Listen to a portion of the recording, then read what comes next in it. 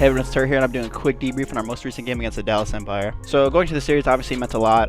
Winner, if we won, we guaranteed a top 3 seed for winners. If we lost, I think it depended on if we won a map or two. Then it would have to come down to, like, if we won a map or two and we still lost, it would come down to New York having to win tomorrow to secure our top 3 spot for stage 4, the stage 4 major. But, you know, obviously, unfortunately, we did lose. But jumping into the series, obviously the first map. I'll check my hard point. Honestly, this map started out really well for us. We won the first rotation. We won P1 and P2 pretty convincingly. P3 we made kind of scrappy, but we ended up going up like 80 points. We probably had like a 70-point lead going into the first P4 P5 rotation, and I just feel like that's kind of where we screwed up. They're so spot on there. I thought maybe number 4's position in Vivid, the close spawn would come in for Empire, but it's still going to be Mutineers there. But they've got to get into the point first and foremost, and they're not able to do it. I feel like we were on pace to get like a nice 100-point lead into the game, and unfortunately, I feel Havoc unfortunately got a split spawn, and he was kind of stressing the block. If you guys heard the listen-in, there was a listen-in during that time, and Colt spawned out, and he's like, damn, I should have held my cam. And he's like, everyone block. Heard it. Top lane, Shotzi. Top lane, Shotzi. Going cabin. Play hill. Pushing through Crim dead. Guys, I didn't watch it.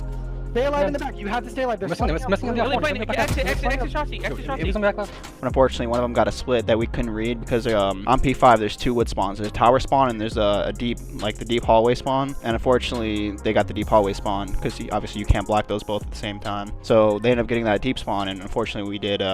They did break us from the back and we weren't ready for it. And then I feel like that kind of honestly messed up our rotation. So they ended up holding that P5 where we should have went up 100 points. And then aside from that, they were actually able to chain the next 2 to 3 hills. And they played the rest of the map honestly pretty well. But I feel like we messed up there. That's probably the one screw up that honestly messed us up that map. I feel like we should have been able to steamroll the rest of the map, but unfortunately we just couldn't. And we ended up losing 250 to 160. Going to the map 2, Express S&D. We did lose it last time we played it, but going to this and then watching some of their VOD, we were like, honestly, we can easily beat these guys at this map. Probably close to record-setting pace with this one. Havoc sends it again. The read is on. The first He's got his revenge. Yeah, for getting gunned in the last one. Awakening, gonna ping for now. Shotzi brings it back, but once again, seems like there's always another player for Mutineers. Awakening maybe with the dagger, as it puts Illy in a 1v3, now a 1v2 after the kill. Havoc and Neptune, last alive, bomb down near the B site.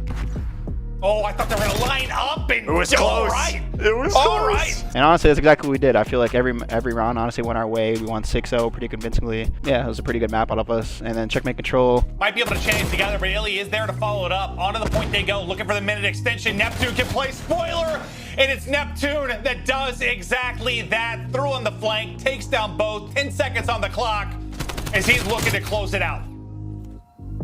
Now, was that the dagger? I think it was. And then Skies is getting aggressive. The Mutineers, they take control. You guys are probably like, why are you guys playing that versus that team? Well, you guys got to realize they were 5-0 before they lost their first match against it versus us. And Checkmate's just a map we're really good at, I feel like. And obviously we showed. We won it pretty convincingly. We won it 3-1 in a 3-1 fashion. Yeah, I feel like we actually outplayed them really well on that map. Going to the map for the Apocalypse, so we're up 2-1 at this point. But it's Empire that'll be inside of the point. Havoc, oh, what the hell? Did he just run by what that timing player? Is that? I think they both just ran by each other.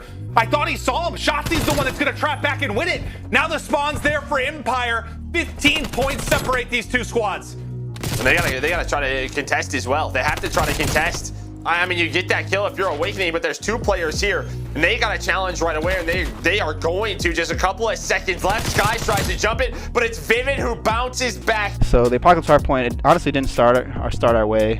We actually went down a good 80 points, give or take. But fortunately, we did bring it back. Unfortunately, we brought it back just to, you know, grind our gears even more. We brought it back to a 20-point game, and unfortunately, I feel like it was like 220, 220 and then the rotations reset. And then going into the last P1, unfortunately, Shotzi got through. He killed Colt pushing through, and he was able to kill someone else. I think it was like climbing up half wall. And so Colt was back. I'll spawn again. He spawned Temple, and he tried to wrap back to get Shotzi, who was still playing his life in P2. Because, you know, that was a huge kill. If we get that kill, we hold P2 rotation, and we can honestly just make P1 scrappy and hold for the win. But unfortunately, Colt, you know, wraps through P2 next to gets the most unfortunate timing I've ever seen in Call of Duty history. He like wraps around the P2 pillar, and Shotzi hits inner pillar, and they just run right past each other, and Cole just doesn't see him and gets killed for free because he just got really bad timing. You know, it is what it is. Timing's a thing in COD. Just gotta, I don't know, soak it up. It is what it is. But yeah, we did end up losing that map 252-28, and then going to map 5, Miami S&D, another map. Obviously, both teams are really good on. With 40 seconds to go, we still have this 3 versus 3, but behind the first blood, bomb never gets planted.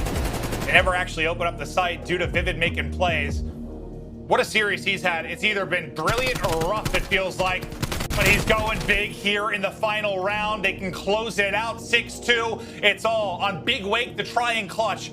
20 seconds on the clock. Crim through on the flank, and Empire give themselves a chance. We were actually really confident with our Miami. Obviously, we didn't pick it. They picked it because they were 6-2 on the map. But you know, we still thought we had a big chance of winning the series. But unfortunately, obviously, it didn't go our way. I feel like we honestly played a little too aggressive than I would have liked. I feel like we were playing beat bomb a little too aggressive. We were playing more pushed in a garage than we normally do in practice. And I mean, you could tell obviously we were getting blood for free on defenses, which you can't let happen, especially this late into the game. If a team gets a pick on like in any map in any mode, like especially in search and destroy, they're gonna take advantage of it. So something we couldn't risk doing, and unfortunately we did lose the series 3-2. But obviously now it all comes down to New York, so we're praying for New York. Hashtag NYSL. Hopefully those guys win, so we can have a winners bracket seed for this next major. But thank you guys for watching this video. It's been Atura.